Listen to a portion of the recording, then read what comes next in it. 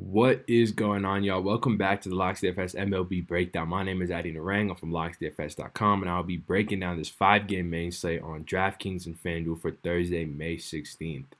Before I get into that, though, if you guys want to go ahead and leave a like and comment on this video, not only would it mean a lot to me as far as gaining traction on these videos, but as you all know, we run the same giveaway every single week where we give away a free season pass to someone who's been leaving likes, leaving comments. Every Sunday night, we just sort of go through our videos and pick someone who we notice on a bunch of videos leaving comments. So if you are interested in that and getting a free season pass of your choice, go ahead and do all that like, comment stuff. And then if you do just want to check out our content, locksdfs.com, you can go ahead and pick a pass over there. We got a month, single sport month pass, yearly season pass, like for any sport of your choice, as well as an all access month pass. I think they're a great deal. Comes with a lot of content. We write a top stacks article, an early look article. We do a lock sheet with player grades and analysis on it. And then you get invited to our private members only Slack chat as well, where we just break down the slates for you guys in there, as well as, answer questions before lock and all that good stuff. So if you are interested, go ahead and check out locksdfs.com for that. And with that being said, let's just get into this slate. So not too many high price pitching options, really only one guy to truly talk about. So I will talk about him. But there are a plethora of SP2 options to choose from. None of them are the most intriguing, but there are a few guys that we can pick from. So we'll go over that as well. And because it's not a great pitching slate, there are a lot of spots to target for bats. So we'll talk about a couple of my favorite teams that I like as well. So let's just start with the obvious high price SP1 option that's projecting as the chalkiest pitcher on the slate. And that's going to be Luis Castillo. It's a guy who's been on the verge of breaking out for the past 2-3 years. He's always had decent numbers. He's always had amazing stuff. He used to struggle with his command a bit. He still sort of does.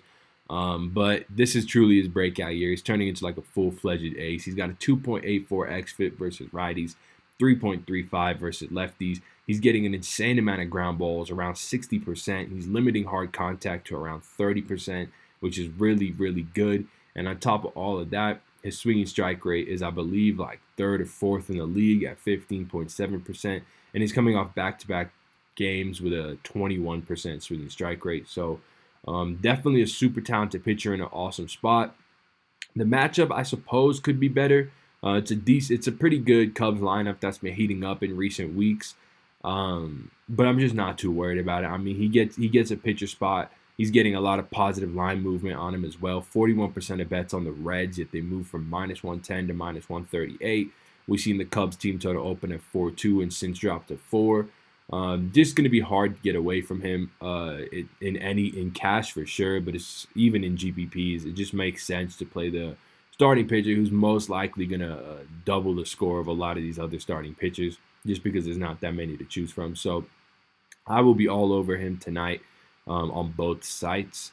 And then there's not too much else to really talk about as far as starting pitchers go. I think where you're really going to want to go for SP2 is just sort of picking, like if you just scroll through these games, you see all these high team totals, and then you kind of get to the San Diego game taking place in Petco, obviously, which is a big pitcher's park, and you just see some really low team totals, a falling overall over-under. You see it opened up at 8, 42% of bets on the over, yet it's dropped to half a run.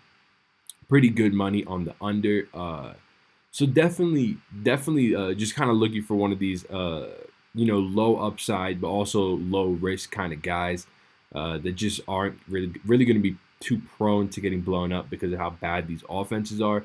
Trevor Williams, a guy who this year just sort of middling. Last year was middling too, but he closed the year out pretty strong. One thing he does do well is he's pretty good on right-handed bats. 4.06 xFIP this year, 2.9 FIP. Last year he had a 3.6 xFIP. Doesn't really strike too many guys out, but he also doesn't walk too many guys and he doesn't really give up too many home runs. So again, sort of a safe play versus a Padres lineup who you'll hope will gift you a couple Ks.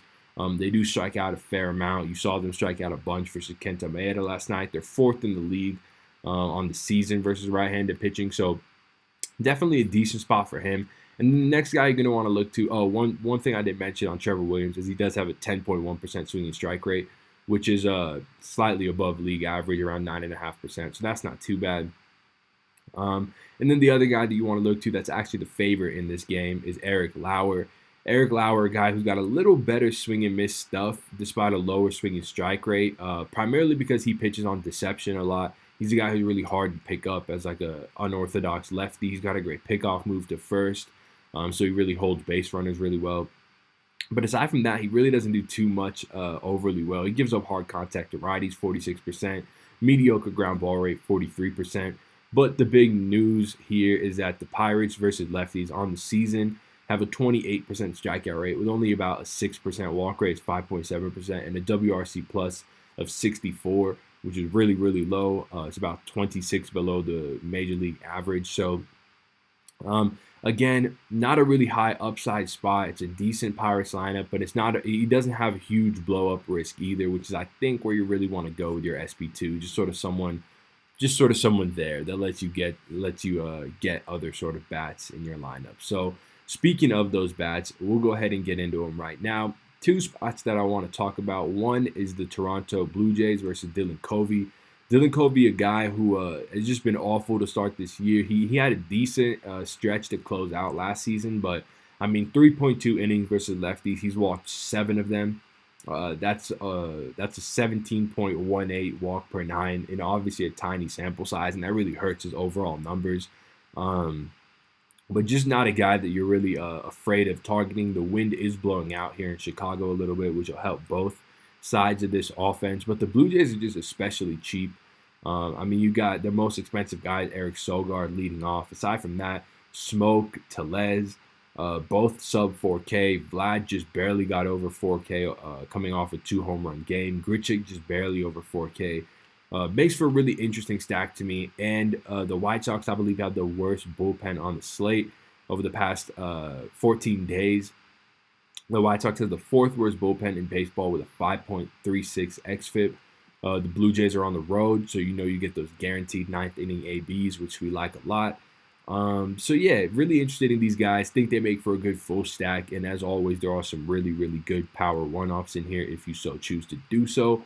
And then the next stack I really want to talk about is also sort of a price stack, and they're listed right here. It's going to be the Atlanta Braves versus Adam Wainwright, a guy that is due for some fairly decent negative regression. He's got a 230 BABIP versus right-handed pitchers, which I assume will regress negatively for him and positively for the batters a little bit, primarily because of the hard contact that he's giving up. It's 46% to lefties, 41.3% to righties. And like I mentioned, I mean, these Atlanta bats are just really, really cheap. You're getting Acuna at 4.5K, Dansby at 4K, a guy who's got a ton of positive regression coming his way. He's got a massive hard hit rate. He's hitting a bunch of line drives, just sort of hitting into some tough luck. Freeman 4.5, Markakis 3.9, Austin Riley, the kid they called up, who we got that home run from last night. I know members were lit over that. 3.4K, insane power upside. Again, Adam Wainwright giving up a lot of hard contact. So this also is a stack that I'm fairly interested in. The St. Louis bullpen has been pretty good over the past few games, but, just not too stressed about that. Good ballpark for hitters. Great lineup. Definitely feel comfortable with quite a few Braves in my lineup tonight. So with that being said, that'll do it for the 2 stacks that I'll talk about on the video. But let's go ahead and get into some home run calls. So my high price home run call, again, for those of you who don't know, do 2 home run calls, one above 4K, one below 4K. My high price guy is going to be Ronald Acuna at 4.5K. Just a huge fan of him. I already went over the hard contact numbers just now. Acuna just looks like his swing. After he went through that weird little 10 day, 2-week stretch where he was kind of scuffling a bit. Looks like he's not missing any fastballs now, which is really something he was struggling with during that stretch. So I like him kind of getting a grooved fastball and taking it deep. And then for the low price home run call, I'm going to go with Justin Smoke versus Dylan Covey. Like I talked about, Dylan Covey struggling a lot versus left-handed bats. Last year, he struggled with power versus left-handed bats as well. I think you could go with any of these guys as a good home run call from Vlad down to Grichuk. But since I do need someone sub 4K, it's really between Tellez and Smoke, and I'll go ahead and go with Smoke over here. So that's going to do it for this video. If you guys did enjoy, please do leave a like. Please do leave a comment. It really does mean a lot, and you'll be entered into that free season pass giveaway. But yeah, with that all being said, I hope you guys win a ton of money tonight, and I will see y'all tomorrow. Peace.